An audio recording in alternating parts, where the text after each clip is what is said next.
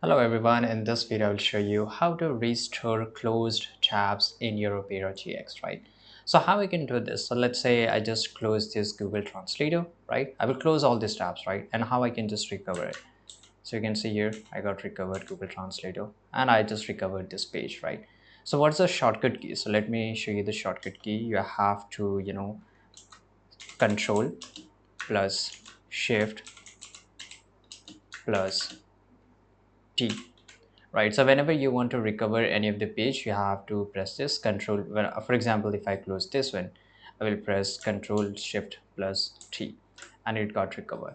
You can also do one thing, which this shortcut works on all the browser. No matter what you do, it's work on everyone.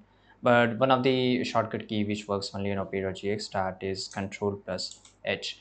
So once you click on here, it will show you the history, and now you can just go and click on any one of this option, whichever tab you will able to come up, right?